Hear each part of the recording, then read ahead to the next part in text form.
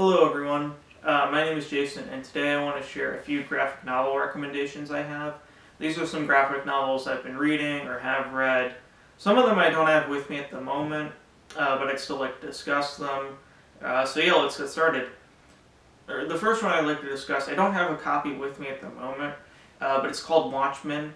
You may or may not have heard of it, but I think it's a really interesting read. It deals with the topic of what it would be like if superheroes lived in our actual world and kind of the consequences of that and some of the moral issues. All around just a really interesting read, some really interesting characters in the book. It also kind of plays with the idea that people and celebrities shouldn't be worshipped like gods, which is really fascinating to me because the time I read it I'd never seen a graphic novel or any comic book tackle that idea. So yeah, all in all, a really interesting read. I definitely recommend it. I'm sure most of you have seen the Marvel movies and how they build to the Infinity Saga towards the end of the 20-plus movies. But this book from the 70s called The Infinity Gauntlet is what it's all based on. And there's 3 other books that go along with it. This is a really interesting book, mainly because I think it complements the movies really well.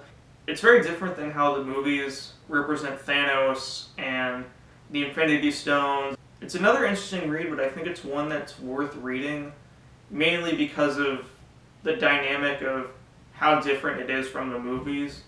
And similarly, like when you read a book and you want to go see the movie, this I think is kind of similar to that. When I read it, I really enjoyed it, and I was like, wow, that's really interesting. The next 2 books are actually Batman comic books, so if any of you are Superman fans, I apologize. But after reading these 2 graphic novels, I'm actually more of a Batman fan, which might come as a surprise because anyone that knows me knows that I was a big Superman fan, and to some extent I still am, but these 2 graphic novels really made me appreciate Batman a lot more.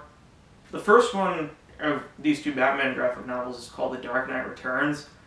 This one was really interesting, not just because of the whole Batman and Superman fight in it, but it also mimics politics that we see in today, and to some extent we saw in the 1980s. It's really interesting because there's a couple scenes that are just strictly television news based, I guess is what I'm trying to say. And that part of it I just really appreciated, kind of the back and forth as to who supports Batman and who doesn't. And of course, with The Dark Knight Returns, there's also a great monologue at the very end that Batman gives. The last Batman book I want to mention is called The Long Halloween. This is what the Christopher Nolan Dark Knight trilogy is actually based on for the most part. And it's really interesting because it deals less with a lot of the supervillains.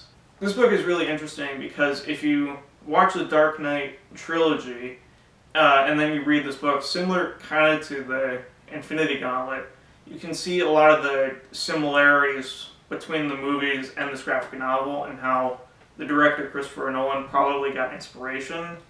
I actually haven't finished reading this graphic novel, I do admit, but so far where I'm in it, it's really interesting. It's got great artwork, great characters, and yeah, all around a really interesting read. I'd also like to mention I'm reading the follow-up to Infinity Gauntlet called The Infinity War. I haven't finished it, so I don't really want to recommend it, but I've heard it's good, and if you want to check it out for yourselves, you can definitely feel free, obviously. So yeah, if you like this video, be sure to give it a like.